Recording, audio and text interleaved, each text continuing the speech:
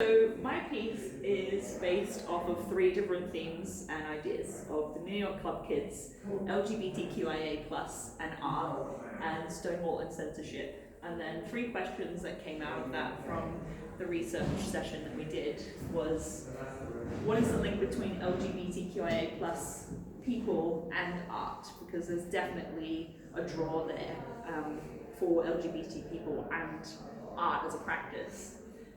And then also, can art provide a place to expose censorship? And did it help with the Stonewall uprising? So I want to explore how censorship at that time, because they called it a riot to justify police brutality as opposed to an uprising or a rebellion, and how art may have helped fix that issue.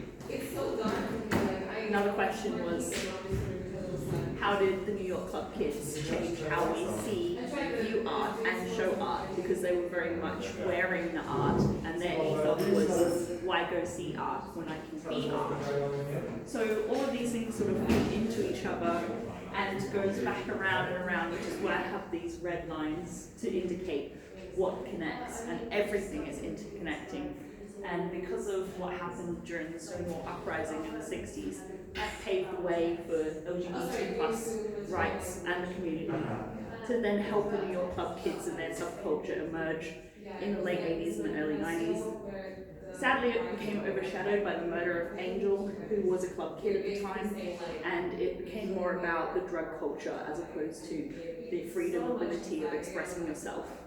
However, in modern day, thanks to people like RuPaul and her show, they have really opened up a new channel for having a household name be something that's easily recognizable and just regular in society. So it's no longer this taboo underground subculture, it's very accepted, which is such a great way now to show how progression from things like the Stonewall uprising into today is really paving the way for the future so that we can all be open and accepted.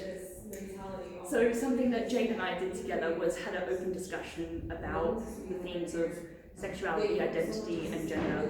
And she goes more into cultural themes, which I think also really relates to all of this, because this wasn't just a place for people who identified as LGBT. It was a place for every misfit, every person of every walk of life, and every culture to come together and make their own space that's accepting and freeing. And I feel like art is part of that. So these are the themes and questions I'm going to explore. And this is my mind map. Cool, right.